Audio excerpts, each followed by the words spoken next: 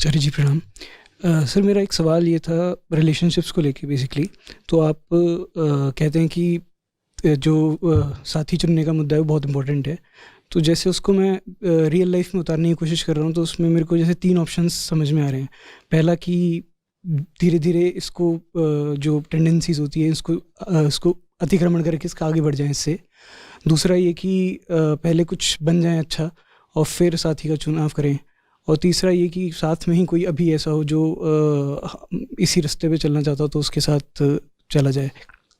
तो कौन सा बेहतर है और उसमें क्या प्रिकॉशंस लेने चाहिए जो भी अगर यूज़ करें तो? या फिर आपके पास कोई और ऑप्शन हो तो? मतलब इसको एक्चुअली में कॉन्सेप्चुअल लेवल पे तो समझ पा रहा हूँ मैं, बट ऑपरेशनलाइज कैसे करूँ लाइफ में? सबसे पहले तो मैं देखता हूँ कि हमारी भाषा कैसे कैसे खेल खेलती है। ये साथी माने क्या होता है? माने साथी क्या होता है? आप छोटे थे तो आपको ज़रूरी था कि आपके साथ कोई रहे, तो माँ रह लेती थी, पिता रह लेते थे, ठीक है। उसके बाद आप वहाँ से उठ के 25-30 साल के हो गए होंगे, यानी 35 साल के हो गए होंगे। उतना समय आपने बिता लिया, हाँ, बिना किसी फुल टाइम साथी के। रहते थे साथी, वो आते जाते रहते थे। एक स्कूल से दूसरे स्कूल गए, पुराने साथी पीछे छूट जाते थे, फिर कॉलेज आ गए, वहाँ नए बन जाते थे, ये सब हो जाता था। और अब जब आप अपने सामर्थ्य के शिखर पर हैं, ठीक, इस वक्त आप शरीर से तगड़े हैं, तंदुरुस्त हैं, कमा रहे हैं, ज्ञान भी है आपको, ये आपके जीवन का शिखर है, चोटी है, पीक है इस समय। तो अचानक आपको क्या दुर्बलता आ गई है कि आपको साथ चाहिए किसी का? क्या हो गया है? मैं मुद्दे की थोड़ा जड़ में जाना चाहता हूँ। ये साथ चाहिए किस लिए? साथी माने क्या? गाइड चाहिए? क्या चाहिए? माने क्या करेंगे क्या साथी का? एकदम खरी खरी बात होनी चाहिए ना, नहीं तो फिर बात का कोई समाधान नहीं निकलेगा। ऐसे ही होगा कि अपना इधर उधर कुछ बोल दिया, बात खत्म कर दी, ऐसे तो कुछ फायदा नहीं। करेंगे क्या साथी का?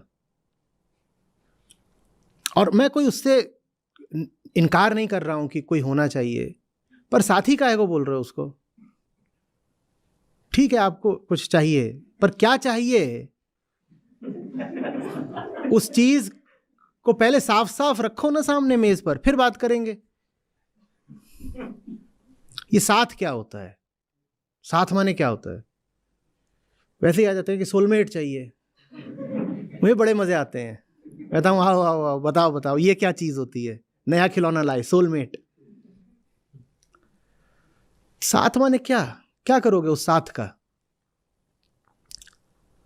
और मैं पहले से मन बना के कोई नहीं बैठा हुआ हूं कि मुझे मतलब आपको आधा अधूरा अकेला रखना है कि साथी ना मिले आपको, ऐसा कुछ नहीं है। मैं बस चाह रहा हूं कि हमारे वक्तव्य में थोड़ी ईमानदारी आए। किसी को साथी वाथी नहीं चाहिए।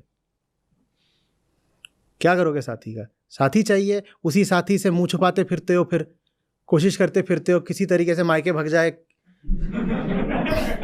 महीने भर का चैन मिले।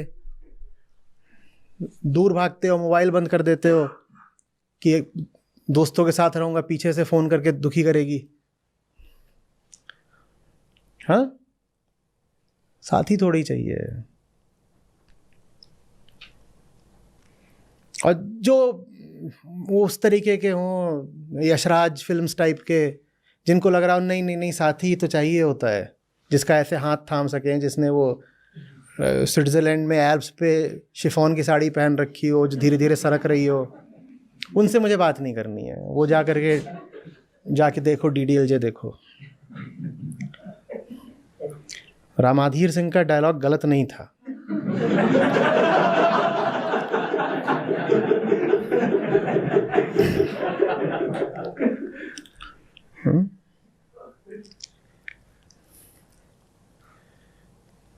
क्या चाहिए होता है? बोलो बोलो, क्या चाहिए होता है? साथी माने क्या? शरीर का सुख दे सके। सीधे बोलो ना, सेक्स पार्टनर चाहिए होता है। तो साथी का को बोला? यही सारी गड़बड़ हो जाती है। सीधे बोल दो सेक्स पार्टनर, ठीक है, फिर ठीक है, ईमानदारी है, ठीक है। सोशल हटाओ ना, सोसाइटी के साथ थोड़ी सेक्स कर रहे हो। सोसाइटी कहाँ से बीच में आ गई? ये अगर पता रहे साफ साफ दोनों पक्षों को ईमानदारी से कि हमारा लेना देना सेक्स का है, तो फिर बेकार की उम्मीदें और अपेक्षाएं नहीं रखोगे एक दूसरे से। फिर पता रहेगा एक ट्रांजैक्शनल रिलेशनशिप है, उससे ज़्यादा कुछ नहीं, ठीक है, लेना देना हो गया, बात खत्म, तुम अपना रास्ता देखो, अपना रास्ता देखें, भले ही वो रास्ता एक ही घर में देखना है, चलो कोई बात नहीं, वो भी बात नहीं। लेकिन ये ईमानदारी हम रखते नहीं हैं। हम बता देते हैं इश्क है, प्यार है, 7 जन्म का साथ है। वो बहुत ऊंची चीज़ होती है, वो ऐसे कैसे तुमको मिल जाएगी बस 7 फेरे ले लेने से? प्रेम कोई हल्की बात होती है क्या कि तुम कह दो साथी चाहिए, तुमने शादी.com पे विज्ञापन दे दिया, उसके बाद तुमने जा कर के अपनी कोर्ट में मैरिज रजिस्टर कर दी, उससे तुमको प्रेम उपलब्ध हो जाएगा क्या? प्रेम बहुत अलग बात होती है। प्रेम तो सीखना पड़ता है, कमाना पड़ता है, अपनी आहुति देनी पड़ती है, तब जीवन में प्रेम आता है। तो ये मामला साथी ढूंढने का प्रेम का तो बिल्कुल भी नहीं होता। हो सकता है प्रेम का, पर होता नहीं है। प्रेम तो 10,000 में से किसी एक आदमी को जरा सा मिल पाता है, जरा सा। बाकी सब तो प्रेम से बिल्कुल अछूते वंचित ही मरते हैं।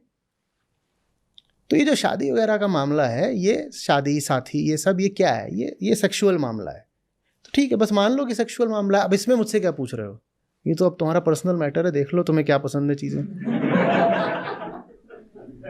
इसे मैं क्या बताऊंगा? ये तो ऐसा है जैसे कपड़े खरीद रहे हो, ये सब। ये तो शरीर की बात है, जिसको जो चीज़ फिट आती है वो देख ले। तो इसके अलावा एक सवाल और था। ये सुलझ गया?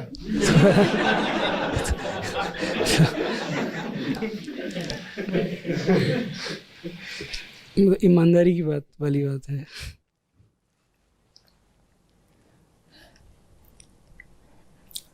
ये अरेंज्ड मैरिज वगैरह में जैसे आके मिलते भी हैं ना, कि जो सबसे एक वल्गर प्रैक्टिस होती है कि लड़की देखने गए हैं, लड़का देखने गए हैं, मुझे समझ में नहीं आता ये कोई बर्दाश्त कैसे कर सकता है कि देखने आए हैं, देखने आए हैं। फिर खास तौर पे लड़कियों को खड़ा वगैरह करके भी देखा जाता है, क्या ऊंचाई है, अच्छा इतनी ऊंची है, ऐसी दिख रही है, अच्छा साइड व्यू दिखाना ज़रा, अब बैक व्यू दिखाओ, ये सब भी चलता है। ऐसा ठीक है, बिना बाल खोले अपना एक बार पोज देना, फिर बाल खोल के भी दिखाओ कैसी है। फिर जो वर पक्ष की महिलाएं होती हैं वो आपस में बात करती हैं, ठीक रहेगी, हाँ ठीक रहेगी, लगता है, कह रहे हाँ फर्टाइल है, ठीक है चलेगी। तो खैर, जब जाते हो ये लड़की लड़का वगैरह देखने, तो आपस में ईमानदारी से बात कर लिया करो। वहाँ भी एक दूसरे को नहीं बताते हो कि किस नज़र से एक दूसरे को देख रहे हो, और नज़र तो एक ही होती है, वो तुम भी जानते हो, लेकिन कोई बोलता नहीं है। ये रिश्ते के शुरू में ही जब पाखंड कर लेते हो तो वैवाहिक जीवन सुखी कैसे होगा, बताओ ना।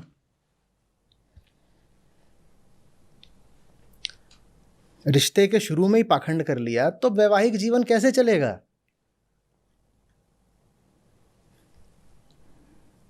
सबसे पहले तो ये होना चाहिए कि दोनों पक्षों का पूरा पूरा मेडिकल टेस्ट हो, क्योंकि होने जा रहा है शरीरों का मिलन, यही होने जा रहा है ना, सेक्स करने जा रहे हो, यही होगा। लेकिन वो भी नहीं कराते। एक HIV पॉजिटिव हो तो 95% मामलों में वो बात बिल्कुल छुपी रह जानी है। वधू पक्ष के लोगों की हिम्मत ही नहीं होती कि वर पक्ष के लोगों को बोल पाए कि इसके सारे मेडिकल टेस्ट तो करा दो एक बार, पता नहीं कौन सी इसको इन्फेक्शियस डिजीज लगी हुई हो। दोनों पक्षों का होना चाहिए, हो सकता है लड़की को भी लगी हुई हो, कोई भरोसा नहीं, लेकिन किसी पक्ष का ऐसा कोई टेस्ट नहीं होता, क्योंकि हम इस बात को दबा देना चाहते हैं कि ये तो फिजिकल यूनियन ही है। हम ऐसे कहते हैं नहीं नहीं नहीं नहीं, ये तो इनकी आत्माएं उड़ उड़ के आपस में कूकू करेंगी। अरे भैया, वो 2 बॉडीज मिलने जा रही हैं, उन दोनों बॉडीज का टेस्ट कराओ सबसे पहले, ईमानदारी के साथ, खुलेपन के साथ, फैक्टफुलनेस के साथ, थोड़ा तथ्यों पर गौर करो। तुम उन दोनों को इसीलिए साथ ला रहे हो कि अब वो सेक्स करेंगे, तो चेक कराओ कि किसको क्या इन्फेक्शन है, किसका क्या चल रहा है, ब्लड ग्रुप से लेके RH वगैरह सब चेक कराओ। नहीं कराते, तब ऐसे बनते हैं कि हाँ जी अब 2 परिवारों का मिलन होने जा रहा है। ये क्या है 2 परिवार? कहते अब शर्मा परिवार और वर्मा परिवार एक हो जाएंगे। कैसे एक हो जाएंगे? क्यों झूठ बोल रहे हो? और खुला झूठ चल रहा है, लेकिन ऐसे ही हो रहा है। घर के जितने वो बूढ़े बाड़े हैं, इतनी बड़ी तोंद वाले, वो बैठ करके हाँ ला भाई जलेबी और लाना।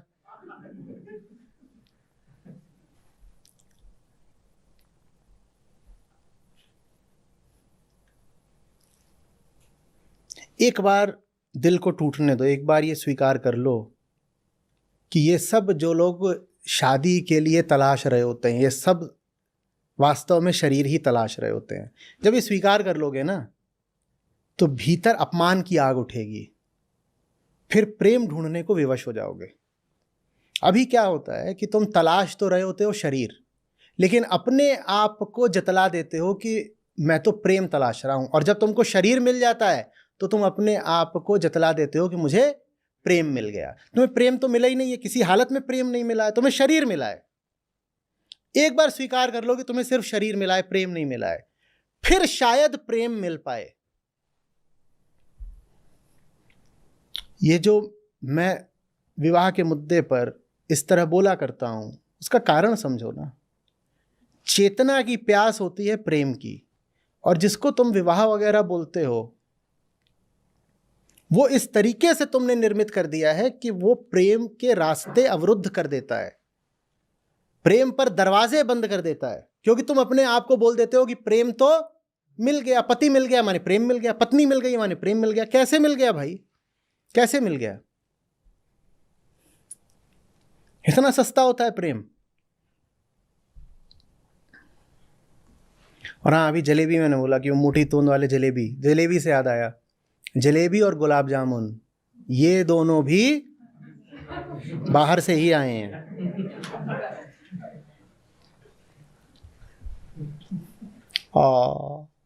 समोसा भी गया, जलेबी भी गई, अब क्या करोगे?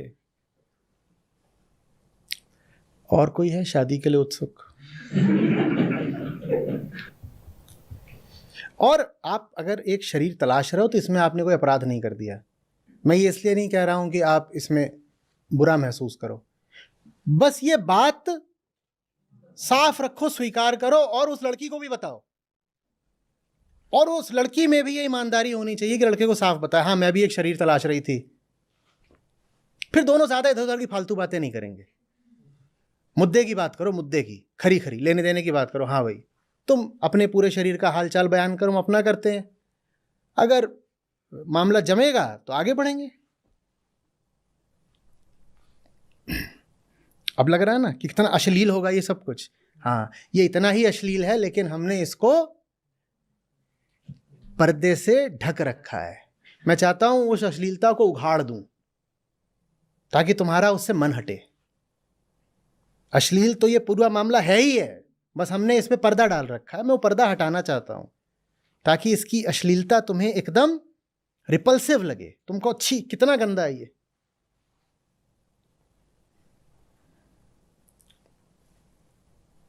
लेकिन इसका फल, सिला मुझे ये मिलेगा कि लोग कहेंगे ये अश्लील है। मैं कैसे अश्लील हूं? मैंने तो किया ही नहीं। करते तुम हो, अश्लील मैं हूं कैसे?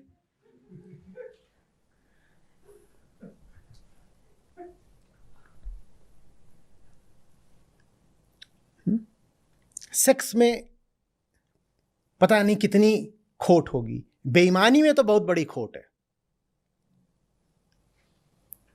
एक वयस्क पुरुष खो गए हो, तुमको सेक्स करना है, मैं नहीं समझता इसमें कोई खोट हो जाती है। एक वयस्क महिला है, उसे सेक्स करना है, इसमें खोट की क्या बात हो सकती है? लेकिन जो तुम करने जा रहे हो सेक्स वगैरह, वो तुम बेईमानी के पीछे से करो, इसमें तो खोट जरूर है कि नहीं है? है कि नहीं है? तुम वासना को प्रेम का नाम दो, इसमें तो खोट जरूर है ना? वासना में हो सकता है कोई खोट ना हो, वासना में बिल्कुल हो सकता है, प्राकृतिक बात है, कोई खोट ना हो, एकदम हो सकता है, मान लिया। लेकिन वासना को प्रेम का नाम देना तो गलत बात है ना? हाँ, वो नहीं होना चाहिए।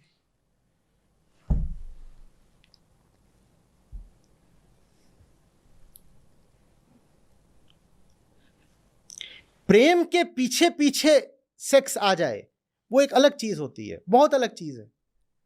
उसको मैंने एक बार बोला था जैसे हाथी की पूंछ। इतना बड़ा हाथी है, अब छोटी सी उसके पीछे पूंछ भी होती है। हाँ, कि एक पुरुष है एक स्त्री है, उनमें सचमुच आत्मिक संबंध है, उसके पीछे पीछे कभी बाद में सेक्स भी हो गया, वो ठीक है, उसमें एक सौंदर्य है, उसमें सहजता है, वो ठीक है। पर जब दो लोग मिल ही इस नीयत से रहे हो कि मैं तो लड़की देखने आया हूं, फिर मैं लड़का देखने आई हूं, तो ये बात अश्लील है, क्योंकि वहां शुरुआत ही किससे है? सेक्स से। प्रेम के पीछे, सहज संबंध के पीछे सेक्स हो गया तो ठीक, क्या? दो युवा लोग थे, वयस्क लोग थे, बहुत सारे मामलों में एक दूसरे से मित्रवत थे, उन्होंने शरीर भी अपने साझे कर लिए, ठीक है, बढ़िया बात, सुंदर बात। लेकिन वहां यह है कि अब हम 30 साल के हो गए हैं, बड़ी बेचैनी उठती है, अरे मौसी कुछ करो ना। मौसी बोली, अरे बगल में और राधे श्याम रहते हैं ना, उनकी छोरी जवान हो रही, तू आ अभी मिलवाती हूं। और फिर पूरा मैं कुनबे के एक कार्यक्रम तय किया गया, जाके बैठे सब लोग, हा हा हा, समोसा कचौड़ी चल रही है, उसको लाया गया। अब पूछ रहे हैं, हाँ बता ये क्या है? वल्गर।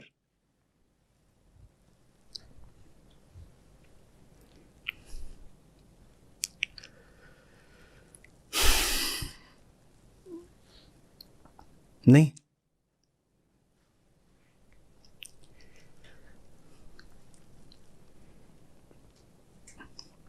मैं जो ये बात बोल रहा हूँ बहुत लोगों को बहुत इम्प्रैक्टिकल लगेगी, अब व्यवहारिक को कहेंगे इनकी बात पे चलने लगे तो समाज में अनाचार दुराचार फैल जाएगा। मैं बताता हूँ आपको मेरी बात इम्प्रैक्टिकल क्यों लग रही है, क्योंकि मैं जो बात बोल रहा हूँ ना वो आज़ाद लोगों के लिए है। मैं जो बात बोल रहा हूँ वो सिर्फ एक स्वतंत्र समाज में संभव है, और स्वतंत्रता की कीमत देनी पड़ती है। आप वो कीमत नहीं देना चाहते, इसलिए आप एक आज़ाद जीव बन नहीं सकते। जब आप एक आज़ाद जीव बन नहीं सकते तो आप वैसा जीवन जी नहीं सकते, मैं जिसकी आपको झलक बता रहा हूँ। मैं जो बात बोल रहा हूँ ना कि दो मुक्त लोगों में पहले प्रेम पनपे और फिर उसी प्रेम की छाया जैसा सेक्स हो जाए, ठीक है, बढ़िया है, सुंदर है। मैं जो ये आपको बात बता रहा हूं ये सिर्फ दो मुक्त मनुष्यों के बीच हो सकती है, दो सुंदर और ऊंचे मनुष्यों के बीच हो सकती है। और हमारा समाज ऐसा नहीं है जिसमें सौंदर्य या मुक्ति के लिए कोई स्थान हो। तो ना उस तरह का लड़का संभव है मैं जिसकी बात कर रहा हूं, न वैसी लड़की संभव है मैं जिसकी बात कर रहा हूं। तो फिर आप ठीक ही कह रहे हैं कि मेरी बात इम्प्रैक्टिकल, अव्यवहारिक है।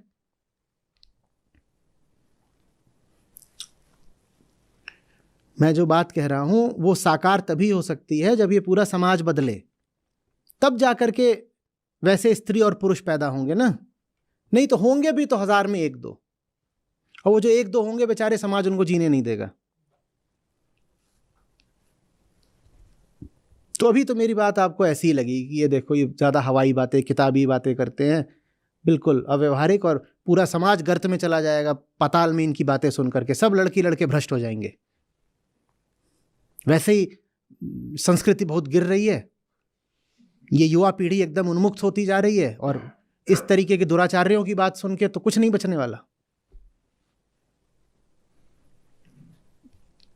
यही प्रतिक्रिया आनी है ना।